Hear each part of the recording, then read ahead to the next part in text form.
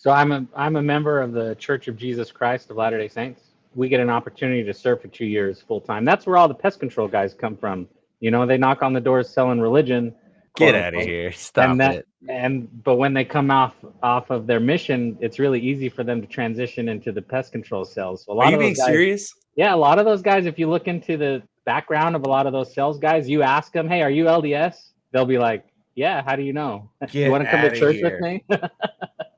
That is wild. I had no idea. Whenever I've like, you know how there's some people who are on the fence and you sometimes can push people over to yes. Mm-hmm. Almost every single time I've had to push people over to yes, I've always paid the price. They've always canceled. Yeah, I could see So, that. so I that got to be means, honest with you. I've been in business. I've been in this industry since 2002. It's very rare. I talk to somebody where I'm like, wait a minute, what did he say? I need to hear that again. So, dude, you're the real deal, man. Kudos to you. I love how you're not 1 foot in. You're going all in, and you're learning the details about the industry. Your clients are well served. I can already tell. So, kudos on you, man. thank you. I appreciate that.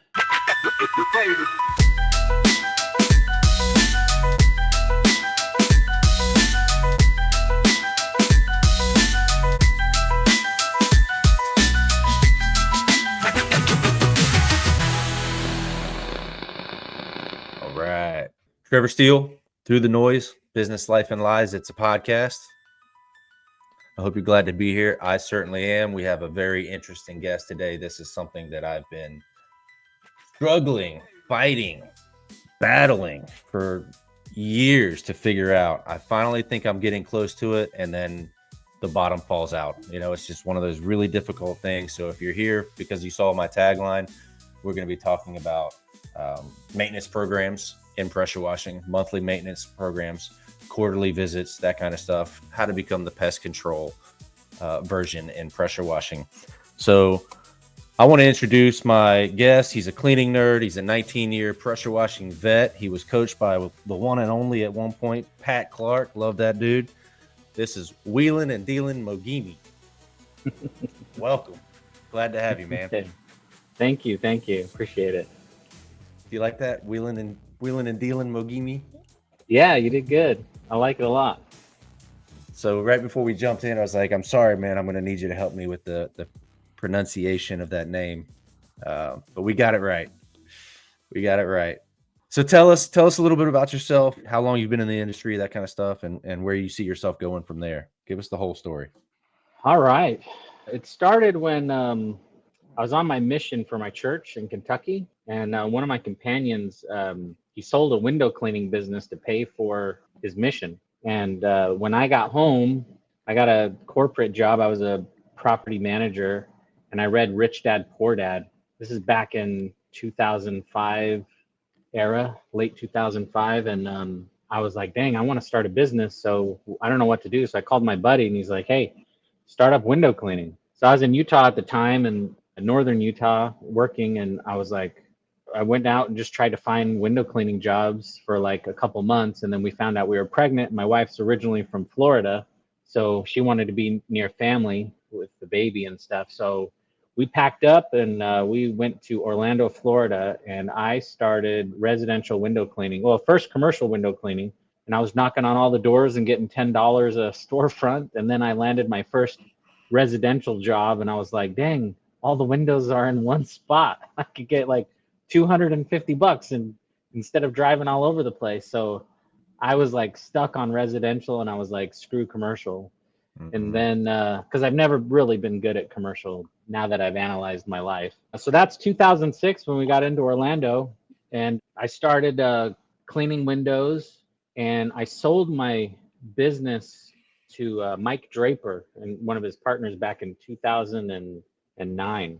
And then I started a Clean as a Whistle franchise with Howard Partridge in 2000. Get out of here.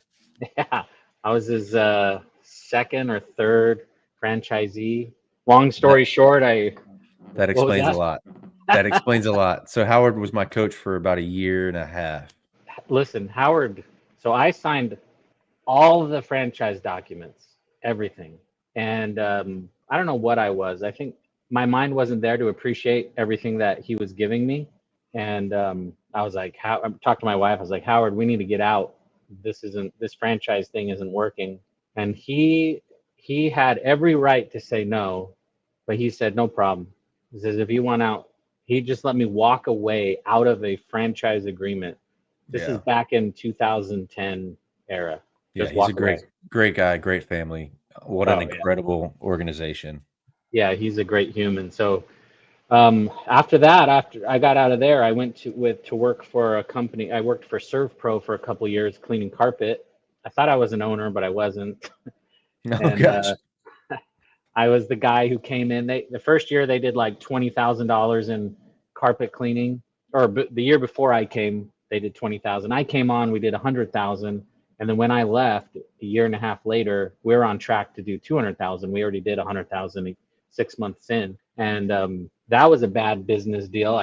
He fired me. I was asking too many questions on where the money was and stuff like that, and so he got rid of me. And I was like, crap, what do I do? I remember paying for my gas $20, $10 at a time, go do a job, and Yeah. then I would fill up 10, $20. And then the moment that I had enough money to fill my entire tank up was like a massive like win and victory for me. It was huge. So I I can did imagine. yeah, I think so. I think everybody has their own style or version of that story. So I was doing carpet cleaning a lot. I got a lot into the education side of it because inside the carpet cleaning world, they have certifications there, kind of like electricians and stuff like that. So I got my master textile cleaner certification, which is like a master's degree. And then I went even further and I got a senior carpet inspector, which allowed me to have the certifications to like, if I needed to be an expert witness at a court case, I had those qualifications when it's Okay. related to carpet. That's And wild. so, yeah, Can you imagine and having that for the pressure washing world? Like, yes, yeah, I'm if you have any issues about the footprint in the mold on the sidewalk, I'm your guy. I'm certified. It's right. like, I think certification and education is something that we could probably use in this industry. that's Um, interesting because yeah, I know you had that conversation with Ron a couple weeks ago or whatever. He's all about it, and I've always kind of been opposed to it because and I was involved. I was on the first elected board with the UAMCC back in 1941. Um, so So I don't know. I think but I haven't been in as many industries as you have. So you've seen the benefit of it. So be yeah. interesting. Maybe we could talk about that. Yeah, and the how I got into exterior cleaning was as my education continued. By the way, once you understand the pH scale and you can learn how to manipulate the pH scale, and you know what an acid is, a neutral, an alkaline or a base, a solvent, and you can respect their strengths and their weaknesses, it was so easy for me to transition over to exterior cleaning because it's all relatable. I remember I was in back in like 2016. I was in a class with AC Locklear. He was it was like a soft wash palooza thing out here in Orlando, Hmm. and I started listening to. I was in his class, and he mentioned that he came out with a product. I'm probably getting the story wrong, so don't. If I'm quoting him negatively, I'm not. He came out with a product that would neutralize bleach, and Yeah. everybody in the room laughed at him, Yep. but I didn't laugh at him because I knew that in the carpet cleaning world, if I was going to repair a bleach spot on carpet, the very first step I got to do is bleach neutralizer. And so I was like, oh, so he created a product that would cascade throughout the entire landscape. So that made sense to me. I didn't laugh at him. So I got into sealing grout, and because I could seal grout, I could also seal natural stone. And because I could seal natural stone, I could also seal natural stone outside the house. But Hmm. to prepare sealing a travertine patio, I had to soft wash it first. And that's where I got into exterior cleaning. And so Pat Clark a couple of years ago was like, he became my coach. I knew we were struggling because I was doing like 26 different services at the time. Because That'll kill you. I'm married. I got 4 kids. So if a customer asked me to do something, I just said yes. And so it just evolved into like 26 different services. I didn't know how to grow and expand. And so I got a coach with Pat. And then eventually, once he got to know me for a couple of weeks, we had a call and he's like, bro, you got to choose inside or outside. Because if you're going to scale your company, you can't do both. In or out. Yep. So because he was doing exterior cleaning and all the people in my coaching group was doing the exterior cleaning, I decided to jump into exterior cleaning because I felt like it would be easier to scale that because everybody else was doing the same thing and I can compress time and copy what they were doing. And it worked. I did $500,000 for like 3 years before that. And then immediately the first year coaching with Pat, I jumped from $500,000 to I think it was like 711. I was like, dang, I skipped right over 600 and went to, and I always remember the number because it was 711 because, you know, Yeah, sure. 711. Yeah. So, and then I got as high as 833,000 doing what I call the one-time restorative cleanings. So, yeah, so that's kind of, it's pretty wild that yeah. So far everyone you've named I know personally very well and I've known for a long time, and we're just meeting each other. This blows my mind. You know, Pat's like a brother. I mean, we've known each other for a long time, and there's very few people that I would call if I needed a brother to pray for me. You know what I mean? Like, Yeah. He's one of them. Howard Partridge, you know, he's kind of, there's gatekeepers to get to Howard. So maybe back in 2010, you had better connections with Howard, but just being in the room with the world that he created was incredible for me. It was short lived, but the people that I met are lifelong friends. So really cool stuff, but thought that was interesting. So you've done it all, man. Tell me, you know, out of everything you said, I wrote it down. The property manager piece is pretty interesting, but I'm more interested in the mission work you were doing for your church in Kentucky. What was that about? So I'm a member of the Church of Jesus Christ of Latter-day Saints. We get an opportunity to serve for 2 years full time. That's where all the pest control guys come from. You know, they knock on the doors selling religion. Get out of here. Stop it. But when they come off of their mission, it's really easy for them to transition into the pest control sales. So Are you being serious? Yeah, a lot of those guys, if you look into the background of a lot of those sales guys, you ask them, hey, are you LDS? They'll be like, yeah, how do you know? You want to come to church with me? That is wild. I had no idea. Yeah, the LDS church, they make salesmen out of, they just print us out in Utah and send us out. That makes sense. That's funny, man. That is too funny. Next time that happens, you know, I love it when they come to my door. Everybody else gets upset, but I'm a business owner in the home service industry. So when they knock on my door, I'm like, oh yeah, I invite them in. I'm like, come on. Sit down at my kitchen table. Let's talk for a minute. Tell me about how you pull this off. What's your story? What's your background? How much money did you make today? I want to know that. Right. You know, and most of them are like, well, I'm only here for the summer. I go back to Canada in August. It's like, and they make 80 grand before they go back. I'm like, you gotta be kidding me. I was like, all right, you work for me now, and this is how this is gonna work. And they said, your ticket's not high enough. And I go, okay. Yeah, that makes sense. That makes sense. You know? Yeah, man. I got real good in explaining my personal beliefs because, you know, if you go to Kentucky, we call that the Bible Belt. And I'm like, hey, there's the Book of Mormon too. And they're like, I'm not listening to you unless you can show me something in my Bible. So you got to go grab their Bible, dust it off, flip it open, show them what you're referring to. So I love that stuff. So I'll be in Kentucky tomorrow morning. I leave early. I'm going with a bunch of guys. You probably know them in the pressure washing and home services industries. And we're just going out there for a week, deer hunting, dove hunting, hanging out. Oh, wow. Yeah, it's going to be fun, cool. man. That's way cool.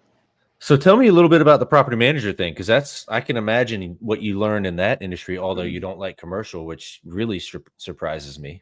When I got home from my mission, my sister was like an executive assistant for my boss. And so she got me the interview. It was for a company, I don't think they're around anymore, but they're called ARC, Affordable Residential Community. So it was for manufactured homes. Okay. And so I was in like basically a high-end trailer park.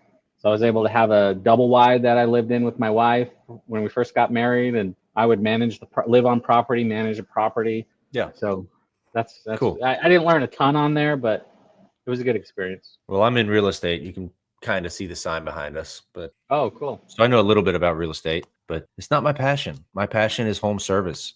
Yeah. And I think similar to you, I prefer the residential. And you can tell me why you prefer it, but obviously we do a lot of commercial as well. We do Christmas lights and we do a lot of municipality jobs, a lot of contract work. And this time of year, we end up doing a lot of commercial pressure washing as well. But I just love the scalability of residential and how I can have one tech do 2 to 3 things in a day by himself, 2 to 3 jobs by himself, and he's well trained. He knows what his job is that day, and he executes. And I see it play out from wherever I am in the country, right? It doesn't matter, but I can see the systems and the scales play out in real time, and I just think it's like a fun game, right? That's what I love about it. Yeah, Pat taught me how to build exterior cleaning business, and I tried to copy exactly what he said, and it works. I just, for some reason, didn't like it that much. So I made 833,000, but my net was like negative. Yeah. Like my cash flow was going down. I was taking loans out, and I was trying to like chase something. I don't know what I was chasing, but I just expected that like everything would work because I was taught like 2 techs on a truck.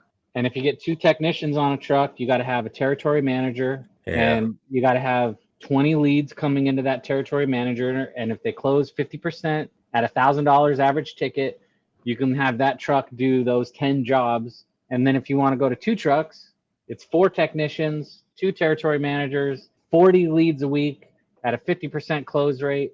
It's $20,000. It could get really, you could do that sometimes, but you couldn't do it all year long. So I'm like, I'm riding this wave, and then I'm like crashing down and breaking promises and all this stuff with guys, and I'm thinking it's around the corner, and then I'm spending more money when there's not enough leads out there, and it got real rough. So I'll tell you how I started the maintenance plan off of that if you want me to.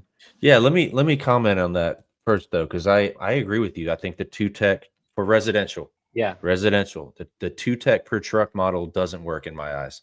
And I'll tell you why. This is a seasonal business. If you hit a slow point, you're not trying to find work for 2 people. You're trying to find work for 4 people. That's 100% increase in your workload. And if you're a decent person, you find a way to get them a weekly paycheck, right? Even if the revenue is down, you find a way to do that. So now your revenue, like that's a huge shift for a small business doing $300,000 to $600,000 a year. That's a huge shift. If that lasts longer than 2 to 3 weeks, you will feel that in your cash flow. And so it's just one of those things, man. When I switched to performance pay, when I switched to 1 lead tech, 1 truck, I mean, we just skyrocketed. Our production just went through the roof. And now we can segue into what you were talking about. I've been working on a wash club membership. Membership is what I call it. And it's our monthly subscription model where we come out periodically and perform different services throughout the year. Once I started to build that out, now we're working towards fixing that, and we can go into the problems I'm having with it, and maybe you can help me with it. But tell us about your maintenance program and what it's doing for you. So when I got started with it, it was April of last year. So March of last year, I got rid of my last territory manager, and I was doing the sales.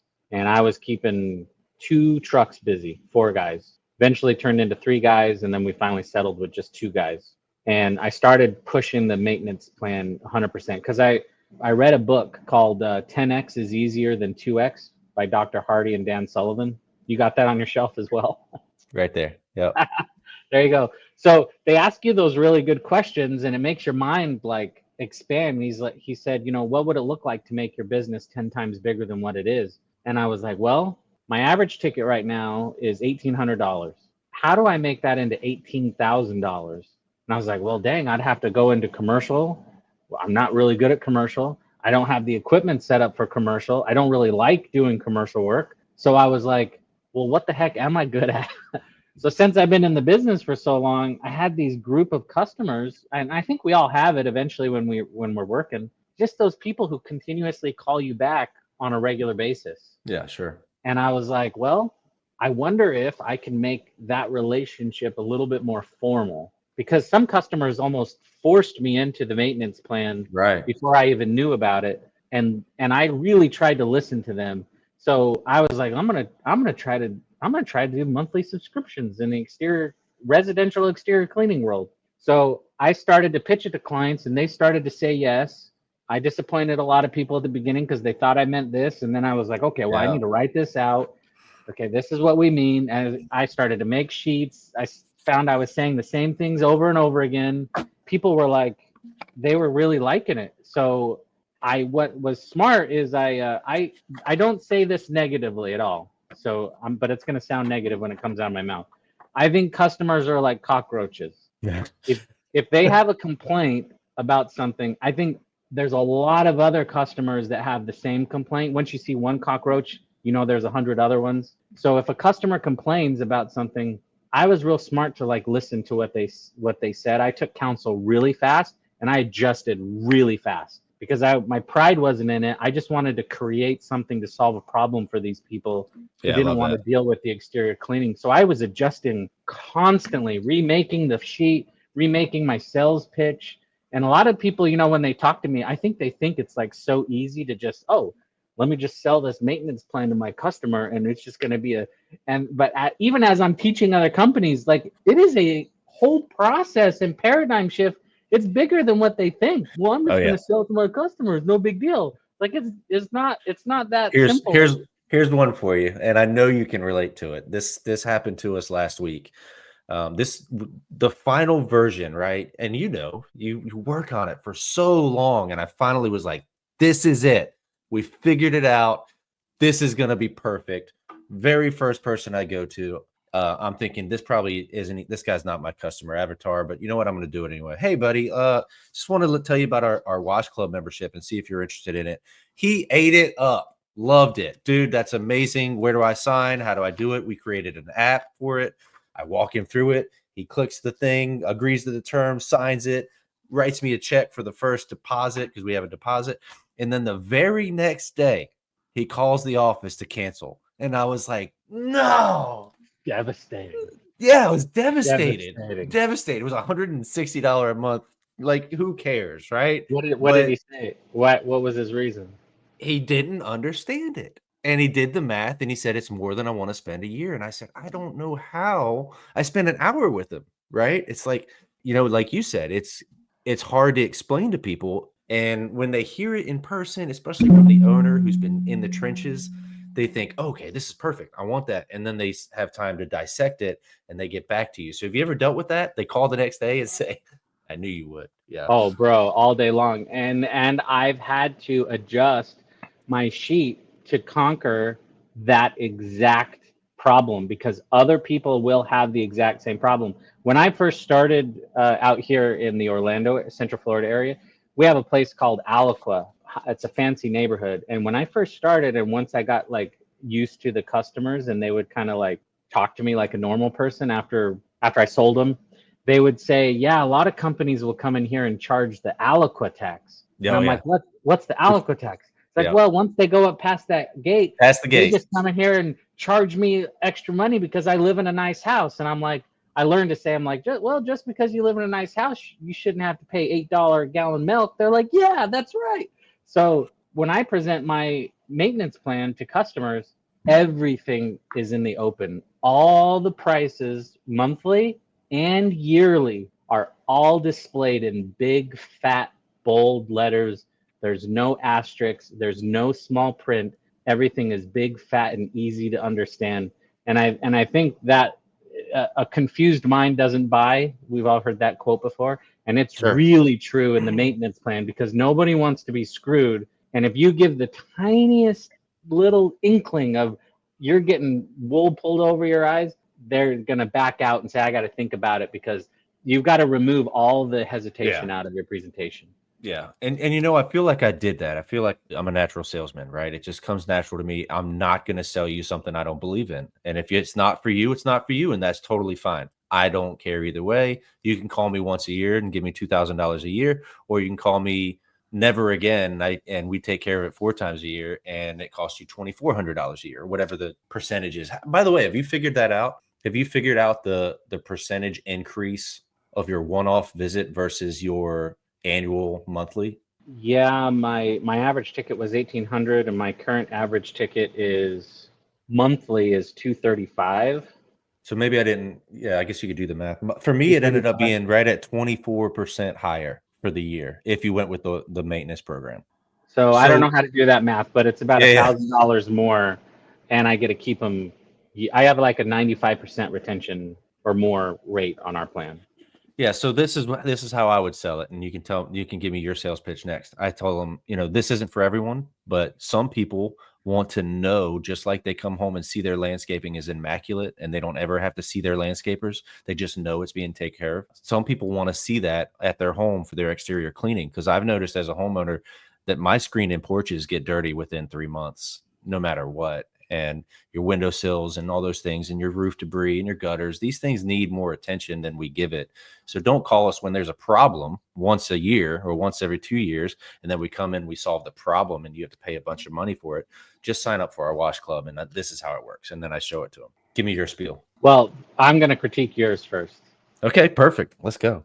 So I think, first of all, when you doom scroll and you see all of these like really cool sales guys, and they're like talking to really smart people because they're really smart, and they're like, if you word it like this, then sure. you get this, and like closing and like 5 closings in 30 seconds, go. And I'm like, I don't know how to do that stuff.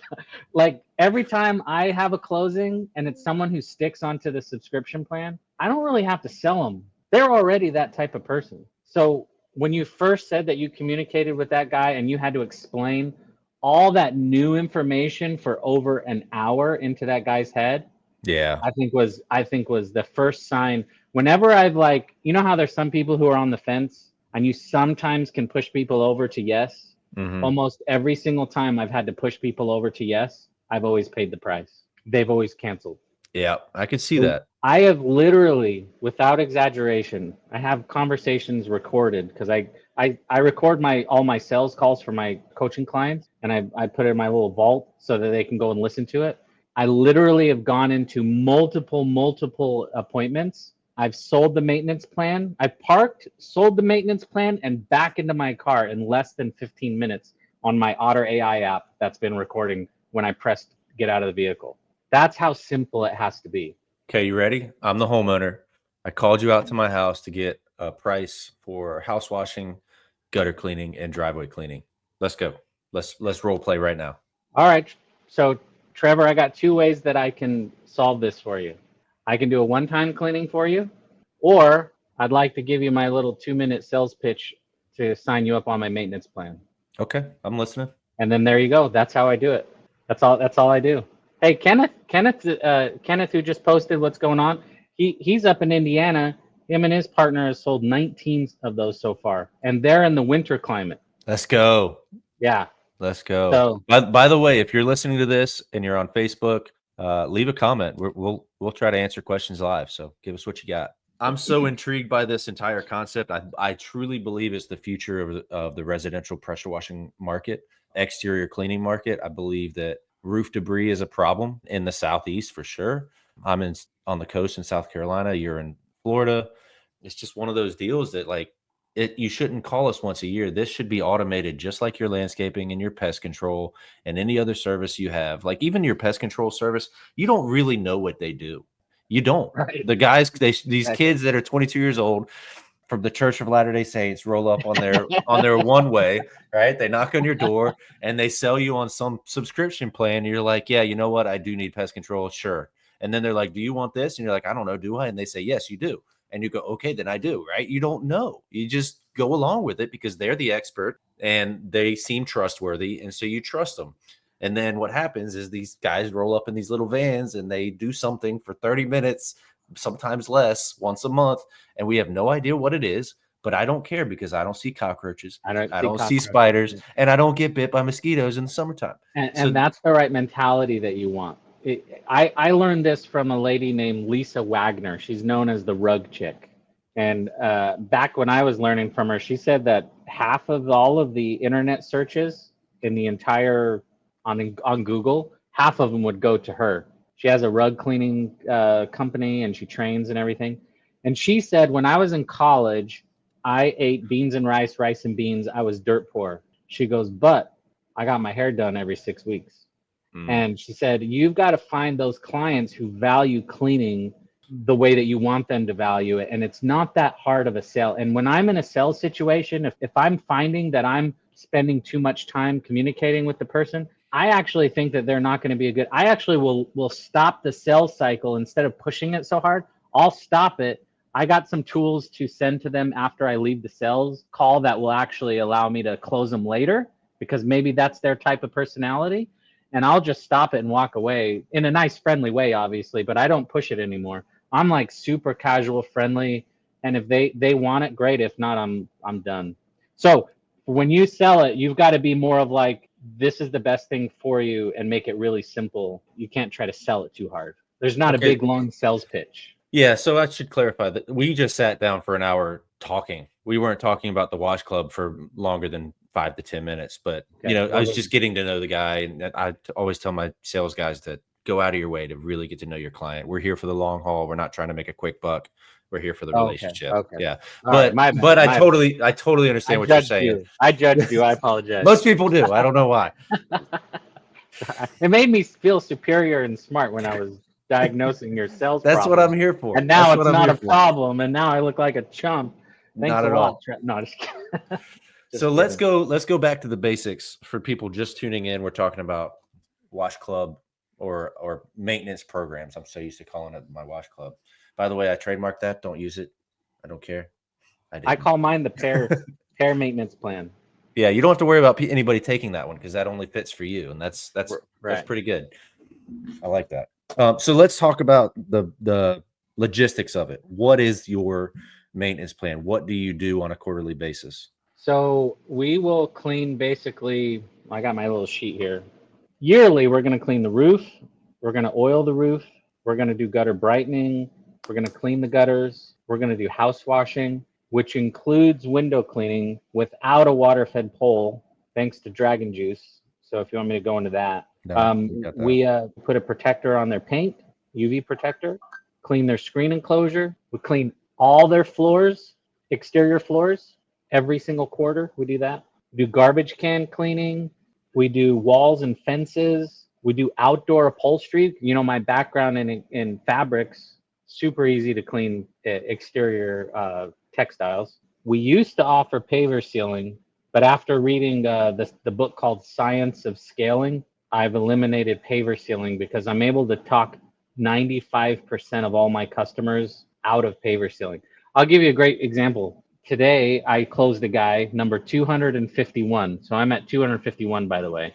Congratulations, man. Thank you. I closed him before he told me that guys came over and he got other quotes. They were quoting him $4,000 to clean his 4,000 square foot house, to do like his house and everything else around it. $4,000 was not worth, even if I was doing a one-time cleaning, it wasn't worth it. But he knew, just like everybody knows, that the price was inflated because of his nice neighborhood. I come in and I close him at $280 a month. He was ecstatic. And it's a totally different approach. I'm not fighting against the entire pressure washing community here in Orlando. I'm giving a You're not even the same. Not even in the same world. So let me ask you this. Say it's your second visit. You know what is supposed to happen on that second visit. Walk me through the logistics of that. Like, what CRM program, how have you figured out how to track what and when is supposed to happen? And do you communicate that with the clients, or do you just tell them, don't worry about it, it's handled? I mean, what's your take on that? I feel like customers want to hear my opinion. As a professional, they want problems solved. So what I do is I'm big on communication. Like, one of our company values is we want to be constantly accused of over communicating. That's one of our things. I love that. And so I give them my sheet and I tell them, this is what we're doing in quarter 1, quarter 2, 3, and 4, based off of my opinion on how a Florida home needs to be handled. And so when my guys come on quarter 2, they're going to do everything on that checklist, leave behind checklist for the customer to let them know. And customers will get, mine's a big sheet here, and they'll write on it and they'll put all kinds of fun notes. This is so funny, man. Look at that. We're seeing you're right there almost, but that has a lot of small print on there. I wouldn't. Way too much. You're absolutely right. So when we would sit down and go over this one with them, it was like First, It's this scary. let me point this out to you. What I tried to do was custom tier a maintenance program for each client. So we would measure their gutters, and we would say, how many times a year do you think you need that done? And they would choose 2 or 3 or 4, right? And it just became so dang complicated that by the end of it, I didn't even know what they were paying for. And so it's like, okay, back to the drawing board. And then we landed on this guy where it was like, okay, your maintenance team was here. We checked the things that we were inspected, put an X on the things completed, and circled the and that's trash now. We don't use that. It's like I keep spending money and time and energy, and I'm training my poor team to implement this new system, and then it doesn't work. And so I'm glad I discovered you. I can't remember where I saw you first. Was like, I got to talk to that guy. Yeah. I think the beauty of anything is how simple it can be. Mm-hmm. And the more simple you can make it, the better, for sure. Yeah. So, and the benefit of doing everybody the same on Q2, everybody's the exact same.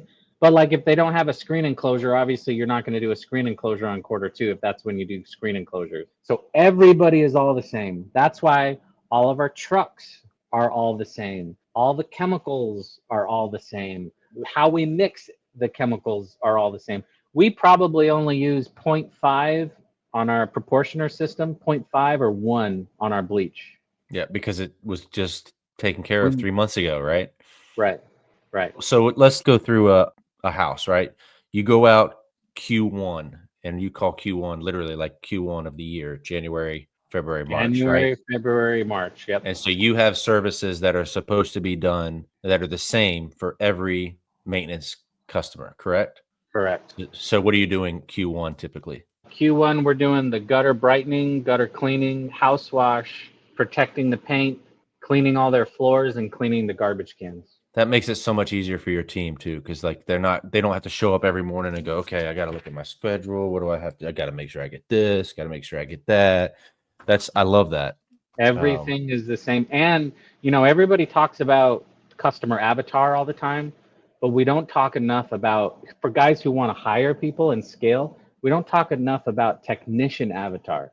And the technician avatar, the guys that are going to be blue collar guys who want to work with you for a long time, they're usually in their 30s. They don't mind working alone. They've been in the trades long enough to know that they don't want to be in an office with an air conditioning unit. They don't want to test out if they like to work on a computer. They want to work with their hands. They want to be outside. They understand the heat.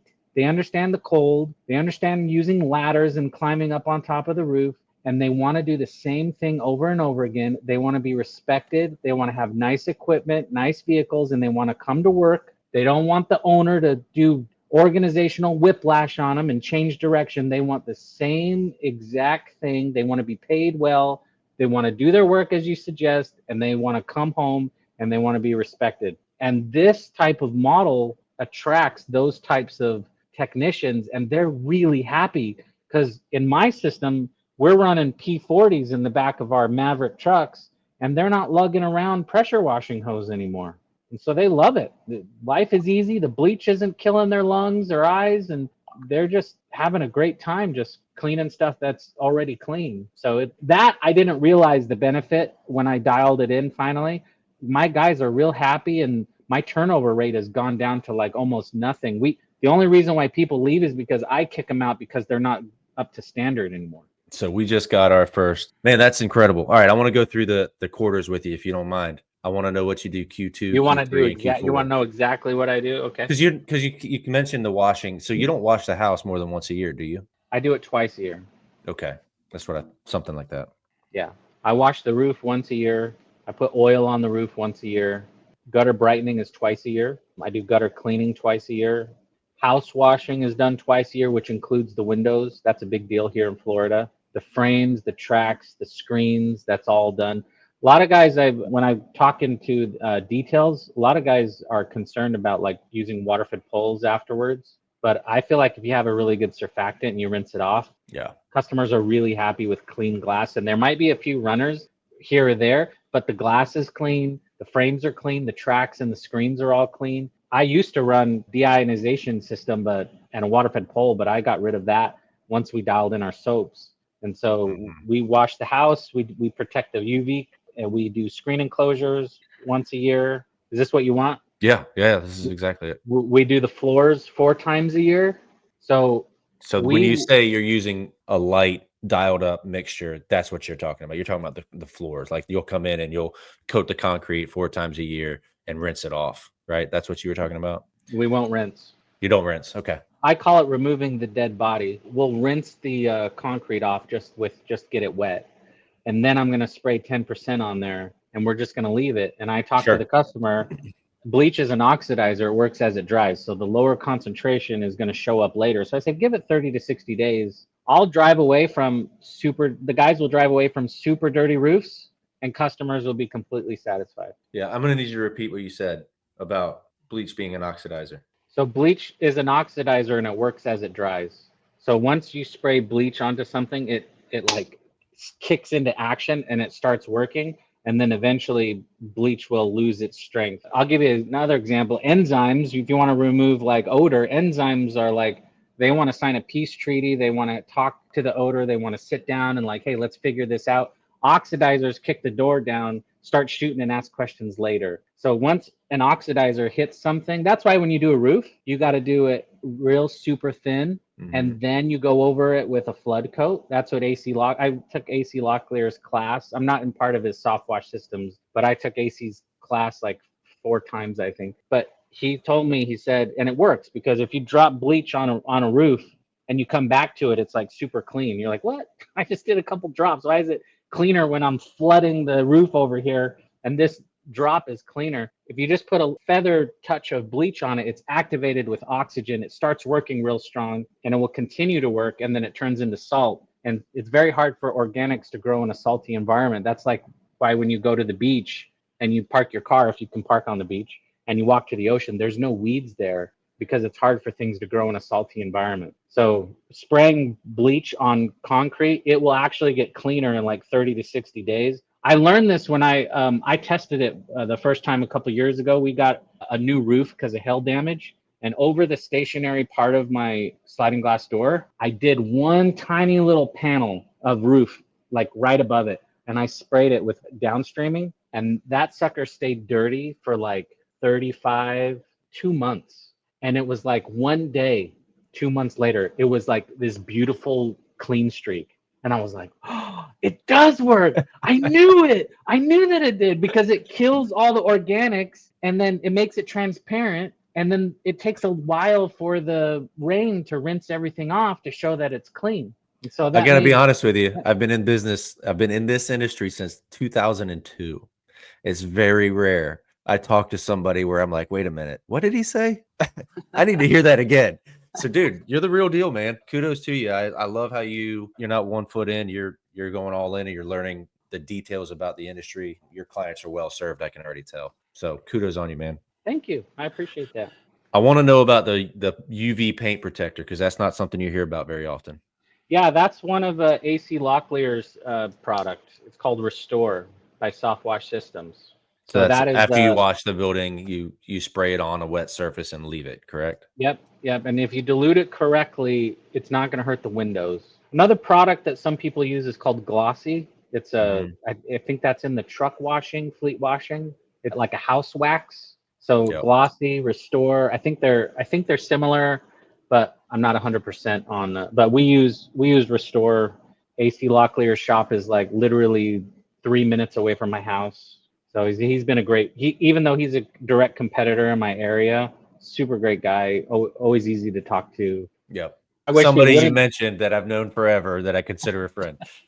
Yeah, I wish he wouldn't have his thing here, but there's plenty of work for everybody. I'm just being, especially in Orlando, right? Yeah, so my uncle lives in Orlando. If he messages me once every 8 months and says, hey, who should I get to pressure wash my house? So now he's getting Deland Moghimi. Perfect pair will come over. Yeah, he's actually in Winter Park. Oh, that's like the dream. If I could choose one location in Orlando, it's Winter Park is the dream. Yeah, it's beautiful. It's absolutely beautiful.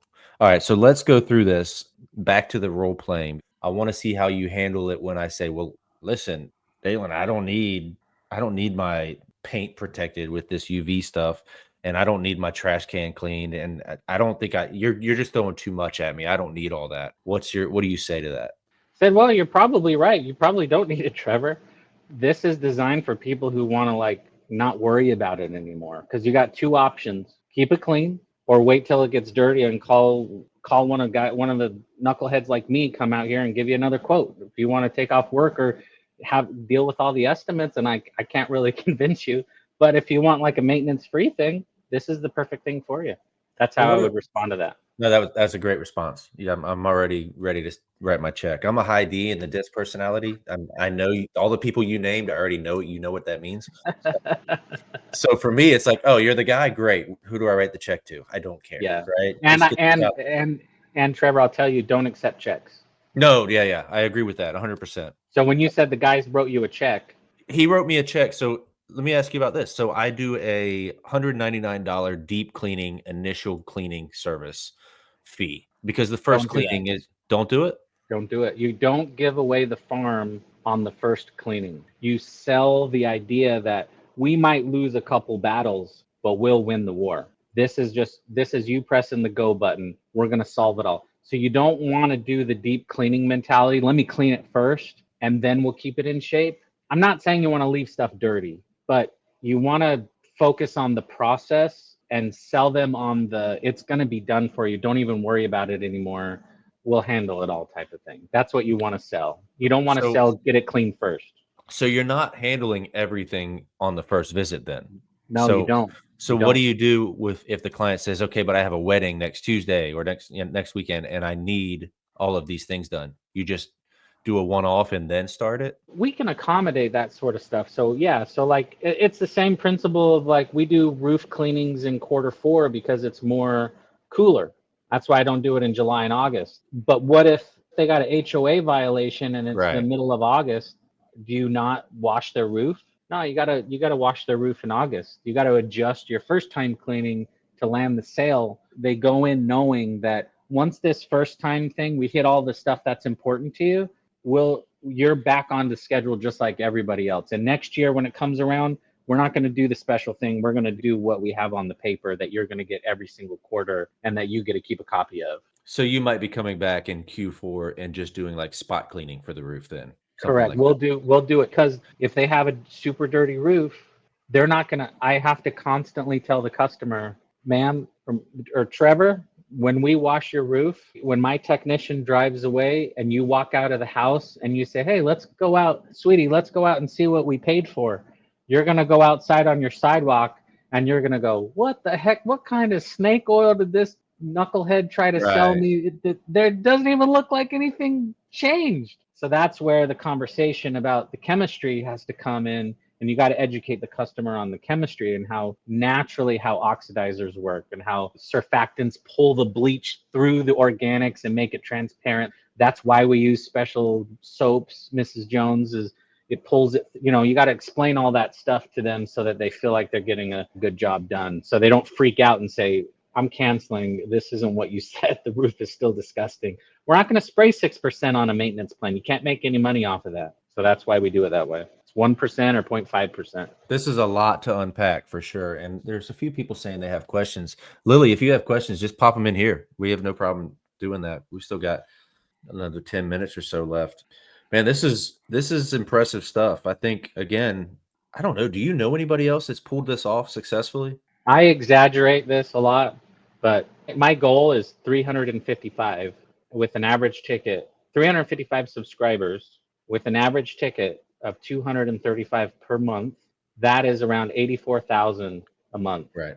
Mm-hmm. So if I stay on track, I sell about 17 to 24 a month. If I stay on track by next April, so in 2 years, I'm going to be able to say I'm the first person in the history of the world that I know of to create a residential recurring $1 million business. I'm coming for you. Let's do it, baby. It's going to be me or you. I love it, man. Like I said, I've been working on this for a long time. I've just been doing it wrong. And it is what it is, right? I know you went through all that, trying to figure out how to do it right, how to make. And here's my real, true, from the heart goal is to solve problems for my clients. And these are problems. These are issues that they're dealing with. They're already paying $35 a month to a designated trash can cleaning company. Come on, get out of here. We're there all the time. Why would you do that? Right. So I'm trying to figure out, like, we can solve all of these issues for you. Don't have your landscaper on a ladder because he's not insured to be on a ladder or on your roof, guaranteed. Don't have him up there cleaning your gutters out and removing the debris on the roof. Let us handle this. Let us come up with a plan for you. All right. I've got another question, follow-up question. So every house is different, right? So how do you price it like you normally would, but with different rates? No, my pricing is so simple dimple, so ridiculously simple and fair. It's all based off of square feet. Right. But And you would have a different that, price for a different rate for a one-off visit than you would oh for yeah. the. That's what I mean. So we Oh do the yeah. same. We have a gutter cleaning price if you call us out of the blue, and we have a gutter cleaning price if we do it as part of our wash club membership. And it's much lower if it's part of our membership because it's something we maintain. Yeah, I will say that, like, if somebody wants to do this, one thing that I really got screwed up with was my cash flow went down the toilet. Sure. So I was at 1,800 and now my cash flow is around 700 per client. I had to take out a loan last year in April because I knew that it was coming. I'm not really good at math, but I knew that was coming. And I was like, oh crap. So I was fighting cash in the bank because of the loan, not because I had cash in the bank because I was awesome, but it was because I literally took a loan, had cash in the bank, and this is where my subscribers were. And I was hoping that I could build my subscriber base to a degree that when the cash ran out, the subscribers would Right. pick me Make up over. for it. I barely made it. Yeah. It's a game, right? You've got to, if you don't get a certain amount of subscriptions, by the time you're sending your team back out for $180 job, you're like, oh no, what have I done? Right. Yeah. Especially if you're a performance pay model. Like, now they're ticked off because they're not making that $2,500 to $3,000 average day is now down to $1,200. And they're saying, this isn't working for me, dude. Yeah, I forgot my train of thought there, but yeah. I stole it from you. Sorry. No, it's okay. The important part was that the subscribers like built up enough so that I actually could make, and it wasn't until like 4 months ago when I could really breathe really, really easy and everything. And because I'd have to like continuously get sales to cover all of our responsibilities. And now, like 4 months ago, now I'm like making more than so I have like, I'm not used to it. I have excess now, and I'm at like 26% net right now for the business, which is for me is huge. I've never been so profitable. So we got a question. I'm gonna let you handle that one. What is the retention rate of clients? Retention rate is around 95% or more. Last month we had one like a dropout of like less than 2%. My production leader, I know that because my production leader got his bonus because I bonus him on retention. Because if the client has a complaint, we try to respond real quick, and he did a good job, so I reward him for that good behavior. So it's above 95%. Do they cancel after 6 months or a year? Sure. Yeah, they cancel after 6 months or a year. Yeah, people do. But do you have a cancellation fee? Because I did build out a model for that. No, I tell people, the first words out of my mouth besides "Hi, my name's Deland, I'm the owner of the company." Right after I explain the maintenance plan or show them that this is an option, one of the first things I say is, "There's no cancellation fee. There's no contract. There's no weird 30-day notice that you have to give me." Here's where I learned it from. Mark Kennedy was one of my coaches, and he was coaching one of his clients. It was a 12 truck carpet cleaning company. 10 of his trucks were out there doing services. 2 of those trucks were honoring their 7-day spot and spill warranty because he put it in that little tiny box. And he said, give a 1-year spot and spill warranty. And the guy was like, investment. What are you talking about 1 year? That's crazy. He says, if you release the urgency on the 7 days, you'll find nobody will really call you back. Yeah, that makes sense, actually. Yeah. And he my was my current cancellation fee is cancel anytime up to 3 months of your fee will be ran on the credit card upon cancellation. But I'm going to put some serious thought into that because you're right. Who cares? If 1 out of 50 cancel, who cares? You lost money on that one. Move on. Yeah. There's going to Yeah. be people that are going to try and take advantage of you. They're going to cancel right after the annual roof wash, right? And you're like, fine, whatever. You win this one. But yeah, you might be onto something there. You don't want them as a client anyway. And you definitely don't want to run. You don't want to run their card for 3 months and then have them go on Google and bash you for some reason. Yeah. So yeah, we're so easy. And actually, I think legally you got to store their card. So we use Square. So you got to store their card on a thing. I tell them, I always tell them, I said, hey, we had a customer cancel the other day. He sold his house. Before he notified us that he was moving out of the area, thank you for the service, we got a notification from Square saying that the customer went into their portal and took the card away from us. People's eyes light up with like, oh, good. You're not going to be a jerk and charge my and that gives a lot of peace of mind for people, and that's part of the sales process as well. Yeah, I like that a lot. Actually, consider that implemented. It's a funny thing. You mentioned the law, so I did a lot of digging. I don't know how you do anything without ChatGPT these days. If you're a business owner that doesn't use it every day, like it's my lawyer, my doctor, my best friend. Like, so I asked it specific questions about retaining credit card information, and you can't have like a simple Jot form or a Google form and fill out their information and keep it on your computer at your office. That is not good. Don't do that. You have to have a third party. I'm not going to get the words right, but they're licensed to do this, right? So we use Stripe, PayPal. These people are legally allowed to do that. So we created an app where they follow the system and they sign it and they do it. But I need a written cancel. Okay, well, yeah, agreed. Free first service. Yeah, no, thank you, Ron. Yeah, well, Ron solved it in the commercial world, it seems like. Yes, he did. And I think the residential side, there's a market for that, and people are very satisfied. I'm without exaggeration, I've been closing people like left and right. Now my leads, I'm not having like 5 leads or 4 leads consistently a day. Sometimes I'll get 1 lead a day. Sometimes I'll get 2.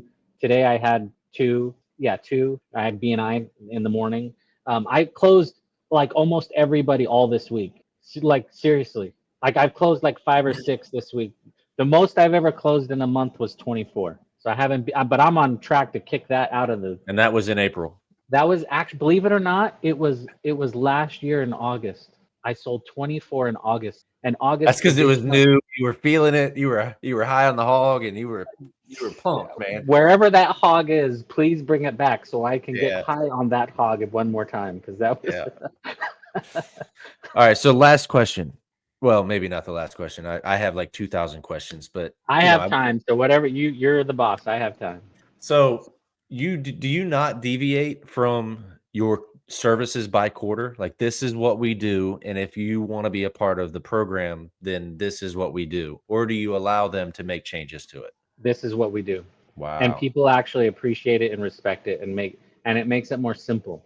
This is what we do, and we're going to take care of your house. It's going to look awesome. And when my guys come, people actually question them, see if I'm telling the truth, and they have to like reassure them that that actually will get clean. It's actually really just like when I was in the property management world, they would go and ask the maintenance guy, hey, is this a good neighborhood? It's the same thing with the technicians. Hey, is it really going to get clean, or was that guy with the cowboy hat just telling me what I wanted to hear? So the whole team has to be on the same page. I'm really interested in the psychology of this. Why? I know anytime you have to educate the consumer, it's an uphill battle, and that's what we're both dealing with right now. It does seem like you've dialed it in. You're pretty close. I'm definitely dialing it in. I'm not there yet, but I think when it clicks, I'm going to see that people want to sign up for this, and it'll benefit everyone involved. That's the goal, right? But it does seem like there's a hurdle of like, well, why do I have to tell people you can trust me? Like, why do you not ask your pest control service provider those same questions? Like, you know what I mean? Yeah. Where's the disconnect? And is it because of the unprofessionalism, like we were talking about before, of our industry? Is that it? Yeah, I know Ron's going to jump in now. Well, in our industry, if you just, people have experienced just pressure washing, and as everybody on this knows, if you see anything that's green or black that's organic under a microscope, it has a root system and it has seeds. And if you pressure wash something, you're moving all those seeds around, and then 3 months later, it actually will grow back even worse, and people get pissed off and they hate going through that carousel ride of pressure washing and think it's awesome, and then 2 months later it's worse. What the heck? I got to do this for the rest of my life. So that's the easy sell. They want it to be clean, and so that's the sell. It's not that hard. Yeah, I get that. But you mentioned, they'll even ask your text questions. It's like, Yes. They're just trying to be diligent. Yeah. there's nothing we can do, right? We can't Nothing. avoid it. But you would No. never ask your pest control technician, "Hey, what'd you do today? You supposed to be doing this, or you supposed to be doing that?" Like, it would never happen. You just trust them to do the job. I was just gonna. Sorry for I'm just You're excited, good. but No, you're good. I think that's the cleaning industry. I sometimes would have to tell customers, "Well, define clean, Mrs. Jones. I know you think you got to clean because your mother's grandmother's aunt was able to show you how to clean stuff with this concoction, but I don't clean that way. I don't know how to use XYZ to clean a roof. I don't know what powder they're putting up there. I think that's stupid. I don't know what that's for." I use bleach. Don't tell me how to do my job. Sometimes Yeah. I'll argue with people and I'll fight for them for their behalf because they're ignorant, and people appreciate it. So I'm very argumentative with customers in a very polite way, in a way to protect them from themselves. Yeah. So Yeah, that's good. All right. I don't want to give away too much because I know this is your baby and you probably don't want to give everything away completely for free. You're a good dude. I can tell, I can see that. So I want to help you, promote you. How do people get a hold of you? How does this work? And let me just, for the record, 23 years in this business. I can't do the math. Y'all figure it out. I've been in this business a long time, and it's very rare I meet somebody who's dialed in on something that I've been trying to do hard. This is not a simple thing. If you guys think you're just going to start a new maintenance program tomorrow and learn it the hard way, I highly, highly, highly recommend you don't do that. It's not easy. He makes it sound so simple. It's just not. Trust me. So if you're interested and you want to learn more about it, tell us about it. yeah, I'm really good at Facebook Messenger. I'm a beast on WhatsApp. I love WhatsApp. So if you want to text me, contact me on Messenger. I love talking about this stuff, so I'm eager to do it. I think what a lot of guys they don't know is that I charge for it. So I have 4 modules right now. I got module 1, it's $1,000. It's how to hire a virtual assistant. I'll teach you how to do it. I got videos, I got paperwork, I got job descriptions, I got what to pay, how to pay. I've completely eliminated, because I feel like one of the first steps of a business owner is you got to remove the admin side of your business. The second module is how to increase your ticket price, how to get it over $1,500 on your one-time cleaning, so that if you don't close someone on the maintenance plan, you can revert to the one-time cleaning and you can still make some money. And so I have the whole sales process for that to increase your average ticket over $1,500 easy. The third one is how to get like a room full of technicians who want to work for you, and you don't even have to look at one resume. I've completely solved that problem, and it's super easy once we set it up, and I've got all the team to help you get it all set up to make it easy. And then the fourth module is the entire maintenance process and a whole bunch of other stuff. And I actually like to train people. So those module 1 through 3 is $1,000 each. Module 4, I only do that. Currently, I'm only doing it twice a year. So the next one's going to be in February on the 16th through the 18th. It's going to be in Orlando. The PWNA is doing it on the Wednesday, Thursday, Friday, and I'm going to do it. I'm not associated with them, but I'm going to do it hopefully at the same hotel on Monday, Tuesday, Wednesday. And I like to train people in the conference and shove, like, I have like 30 things that I shove down their throat in that 3-day conference. And I take them to a house and I show them how we clean and how everything like flows together. That way, when I coach afterwards and teach you how to get that recurring revenue, it's easy for me to coach you because you've already heard me explain all the principles and you're not fighting me, and it's not an uphill battle. So that one's $7,500. It's a big investment, but I made it that way because I don't want tire kickers. If someone's going to invest $7,500 in their business, which is nothing, because how much money we spend on equipment, 4, 8, 10, 12 gallon per minute stuff. I've never used anything over, for a pressure washer, I've never used anything over 4 gallons per minute. But it's $7,500. I work for you for free for up to 6 months to make sure you get your money back of $7,500 in yearly recurring revenue, and give you all the tools and everything that I use. Everything's an open book, and you get to see me do the sales and hear my sales calls. I'll actually have you record your sales stuff, and I'll critique their sales as they go along to get them better and better and better and better. So Awesome. I've got 2 companies right now. I got one company in Indiana that's at 19 and one in Miami that's at 24 subscribers right now. I'm coaching about 6 people right now. I got a deal for you. You ready? Let's do it. For every 3 people that go to you through the noise, I get 1 maintenance coaching plan. All right.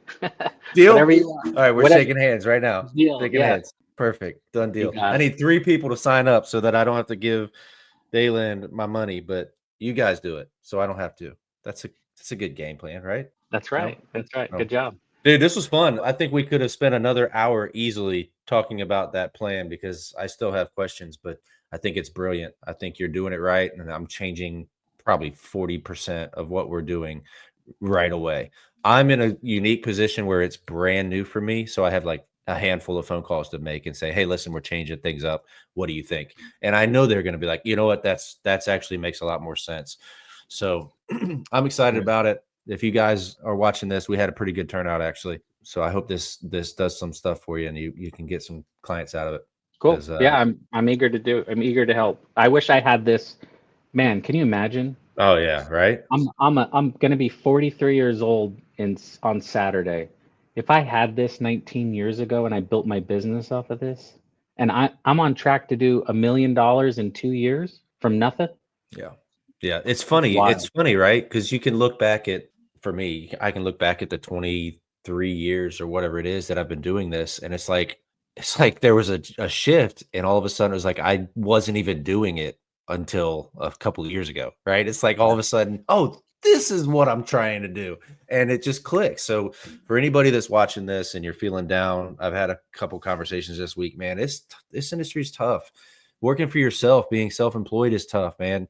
Mhm. Just know that you're not in it alone. We love you. This is not for the faint of heart, but there will be a day when you're going to wake up and things are just going to click, and it's just going to get a little bit more simpler to understand, right? And you're going to be able to look at it and go, okay, I can see the light. It's never going to get easy. That's just a lie. They tell you got to get to $1 million, and you get to $1 million and you think that no, it doesn't get easier. It just gets different. Challenges get different. But my encouragement to y'all, if you're listening to this and you're like, man, I think I'm just going to give up. Don't do it, man. Keep fighting. Any last words for us? Yeah, I mean, success leaves a trail. Whether it's me or somebody else, go find somebody that you can talk to and that you can mimic and you can bounce ideas off of. That's the trick. I mean, once I started getting a coach, that's when everything started to change because I was accountable to somebody besides myself. So I would encourage you to find somebody, anybody, and work with them, whoever's higher than you are. Love it, man. I couldn't agree more. And apparently we had the same coaches, which is wild. I saw that. Saw another one of your sides today. All right, let's see if this works. I've always wanted to do this. Hey, Jai, give me my theme music. Oh, I can't believe it. Oh, dang. That's smooth. That's smooth. awesome, man. Life is Thank you, complete brother. now. We'll do this again. All right, thanks.